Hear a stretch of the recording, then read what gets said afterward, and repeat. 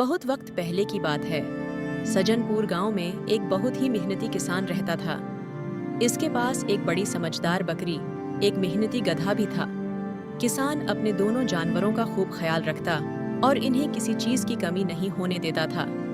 किसान की बकरी पूरे गांव में अपनी चालाकी के लिए मशहूर थी और किसान का गधा इसका काम में हाथ बटाया करता था। एक दिन काम की वजह से गधा कुछ ज्यादा ही थक गया। अरे बकरी, आज तो बोझ लाते लाते मेरी कमर ही टूट गई है। लगता है मैं कल मालिक के साथ काम पर नहीं जा पाऊंगा। ऐसा क्यों कहते हो? तुम तो बहुत मेहनती हो। मैंने तुम्हें कई बार मालिक के साथ सख्त मेहनत करते देखा है। कोई बात नहीं, रात भर में ये दर्द चला जाएगा। फिर तुम कल भी मालिक के साथ जा पाओगे। नहीं बकरी, मुझे नहीं लगता कि ये दर्द रात बहर में जाएगा। हाँ, मगर अगर मुझे पास के जंगल से ताजा घास खाने को मिल जाए तो मेरा सारा दर्द ठीक हो जाए। पर अब तो शाम हो चुकी है और कुछ देर में रात भी हो जाएगी। अगर हम दोनों अभी गए तो मुसीबत में फंस सकते हैं। एक काम करते हैं, हम दोनों कल सुबह वहाँ चलेंगे। नहीं बकरी, अगर आज मुझे घास नहीं मिली तो मेरा ये दर्द ठीक नहीं होगा। मैं तो जा रहा हूं, अभी और सुबह होने तक लौट आऊंगा, जिससे मेरा दर्द भी ठीक हो जाएगा और मालिक को पता भी नहीं चलेगा। बस तुम मालिक को मत बताना। नहीं, मेरी मानो तो अभी मत जाओ, मुसीबत में फंस जाओगे। और अगर तुम्हें जाना ही है तो अच्छे से होशियार होकर जाना। और अगर तुम्हें मेरी मदद की जरूरत हो तो बस जोर जोर से रेंगना, मैं वहाँ आ जाऊंगी। हाँ हाँ ठीक है, पर तू क्या मेरी मदद कर पाएगी? तू तो खुद मुझसे कमजोर है। पर चल, कोई बात नहीं, अगर जरूरत पड़ी तो मैं तुझे याद करूंगा। इतना कहकर गधा वहां से चला गया। पर इसे क्या पता था कि आज का दिन इसकी जिंदगी में एक ऐसा चैलेंज लेकर आएगा जिसका इसने कभी तसव्वुर भी नहीं किया था। जैसे जैसे वो जंगल के रास्ते से आगे बढ़ रहा था, इसका जोश बढ़ता जा रहा था कि आज बड़े दिनों बाद जंगल की घास खाने को मिलेगी। और कुछ देर बाद वो जंगल के काफी अंदर पहुंच ही जाता है। वहां जाकर घास खाने में लग जाता है। गधा इतना थका हुआ होता है कि घास खाते खाते उसे नींद आने लगती है और वो अपने दिल में ख्याल करता है, अरे यार, रात बहुत हो गई है और मेरा पेट भी बहर गया है। एक काम करता हूँ, रात भर यहीं आराम कर लेता हूँ और सुबह होते ही जहां से चला जाऊंगा। इतना ख्याल करके गधा वहीं सो गया। कुछ देर बाद सुबह हुई और वो अपने घर के लिए निकल पड़ा। अचानक एक मोड़ पर गधा रुक गया। इसके सामने एक गहरा गड्ढा था जिसके अंदर से किसी की दर्द बहरी कराह सुनाई दे रही थी। इसने झांक कर देखा तो अंदर एक अजीम शान और भूखा शेर फंसा हुआ है। शेर बार बार बाहर निकलने की कोशिश करता, लेकिन हर बार मिट्टी खिसक जाने से फिर नीचे गिर जाता। इसके जिस्म पर कई जख्म थे और इसकी आंखों में डर और भूख साफ दिखाई दे रही थी। अरे गधे भाई, जरा मदद करो ना। मैं जहां बुरी तरह फंस गया हूँ। कई दिन से न कुछ खाया है न पानी पिया है। अगर तुमने मदद नहीं की तो मैं यहीं मर जाऊंगा। मैं कैसे मदद करूं? तुम्हें बाहर छोड़ दूं तो तुम मुझे ही खा जाओगे। शेर और गधे के बीच दोस्ती नामुमकिन मानी जाती है।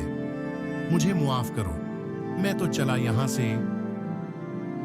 नहीं नहीं, मैं तुम्हारी कसम खाकर कहता हूँ, तुम्हें कभी कोई नुकसान नहीं पहुंचाऊंगा। वादा देता हूँ, तुम्हारा एहसान में जिंदगी भर याद रखूंगा। मेहरबानी करके मुझे जिंदा रहने दो। मुझ पर भरोसा रखो। मैं इस जंगल का सबसे भला और नेक शेर बन जाऊंगा। गधे के रहमदिल दिल ने शेर की इस झूठी बात पर यकीन कर लिया। इस बेचारे बेसहारा जानवर पर इसे गहरा तरस आ गया और इसने अपनी जान खतरे में डाल दी और पास में ही पड़े सूखे पेड़ के गठड़ को कुनवे में डाल दिया। शेर इस गठड़ पर चढ़कर बाहर आ गया। बाहर निकलते ही इसकी नजरों में फिर से चालाकी, बेरहमी और भूख की चमक लौट आती है। अब मैं आजाद हो चुका हूँ और मुझे बहुत भूख लगी है। तुम्हें ही अब मेरा शिकार बनना पड़ेगा। तुमने मेरी मदद की, पर अब मैं तुम्हें खाकर अपने पीठ की आग बुझाऊंगा। इस जंगल में कानून यही है, ताकतवर ही जिंदा रहता है। अरे ये किया, तुमने तो मुझसे वायदा किया था, लेकिन अब तो ये बिल्कुल गलत लग रहा है। तुमने मेरे साथ धोखा किया है। ना इंसाफी कैसी? इस दुनिया में तो हर कोई अपने ही मफाद के बारे में सोचता है। मैंने वो किया जो मेरे लिए ठीक था, अब तुम भी वही करो जो तुम्हारे लिए सही हो। अपना फायदा देखो। ठीक है, मुझे जिंदगी जीने के लिए एक आखिरी मौका दो। मैं इसे किसी तीसरे से इंसाफ करवाऊंगा। हम इनसे पूछेंगे कि ये सही है या गलत। अगर वो कहेंगे कि तुम्हें मुझे खाना चाहिए, तो मैं मान जाऊंगा। शेर गधे की बात सुनकर थोड़ी देर के लिए सोच में पड़ गया। इसे लगा, कौन मुझे चीलिंग देगा? जंगल में सभी यही मानते थे कि ताकतवर की ही सुनवाई होती है।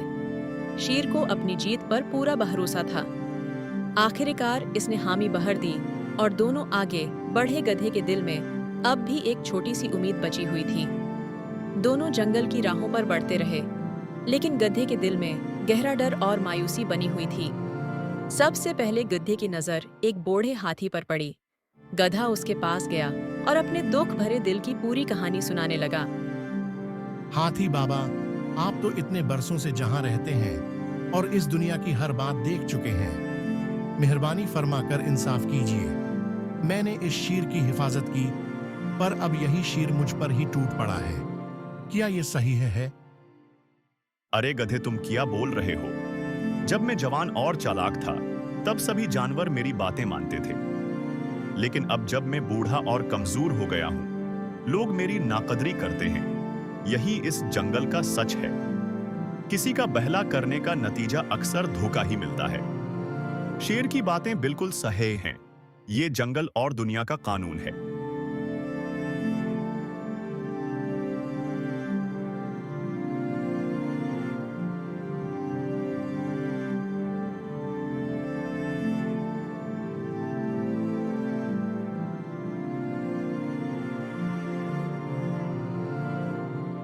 भाई बहालो, तुम तो इतने समझदार हो। बताओ ना, असली इंसाफ किया होता है। मैंने इस शीर को गड्ढे से बचाया और अब वही मुझे ही खाने की कोशिश कर रहा है। अब मैं तुम्हें क्या बताऊंगा था? जब तक मेरी ताकत थी, मेरे गिरवों ने मुझसे बहुत काम कराया। लेकिन अब जब मैं किसी काम का नहीं रहा, तो इन्होंने मुझे जहां अकेला छोड़ दिया। इस दुनिया में कोई किसी का नहीं होता और एहसान की कोई कीमत नहीं। शेर की बात पूरी तरह सही है। बहालो वहां से चला गया। गधा अब पूरी तरह मायूस और डरा हुआ था।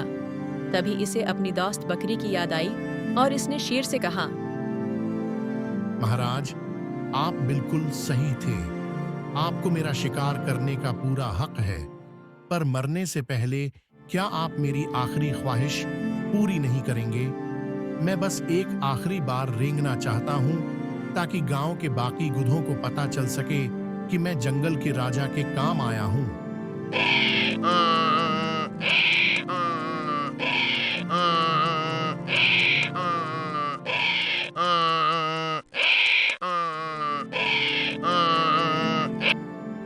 क्या बात है गधे भाई, क्यों तुमने पूरे जंगल को सर पर उठा रखा है?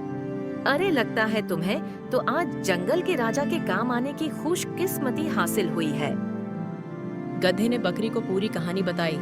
बकरी ने अपनी अक्लमंदी का इस्तेमाल करने का फैसला किया। ये तो बड़ी अजीब बात है। मुझे यकीन नहीं होता कि इतना बड़ा शेर इतने छोटे गड्ढे में कैसे फंस गया होगा। जरा मुझे खुद दिखाओ कि ये सब कैसे हुआ। तुम तीनों वहीं चलो, मैं अपनी आंखों से देखना चाहती हूँ। फिर तीनों गड्ढे के पास जाते हैं और बकरी फिर से कहती है, मुझे अब भी यकीन नहीं हो रहा है कि तुम इतने बड़े और ताकतवर हो, फिर इतने छोटे से गड्ढे में कैसे फंस गए। जरा एक बार फिर अंदर जाकर दिखाओ, ताकि मैं देख सकूं कि तुम वाकई कैसे फंसे थे। शेर बात मान गया और बिना सोचे समझे गड्ढे में कूद गया। कूदते ही वो फिर से इसमें फंस गया। बस यही तुम्हारा असली ठिकाना है? तुम इसी जगह के लिए बने हो? चलो भाई मालिक, हम दोनों का घर पर इंतजार कर रहे होंगे। इतना मजाक करके बकरी और गधा वहां से चले गए। अक्ल चालाकी ताकत से हमेशा बड़ी होती है।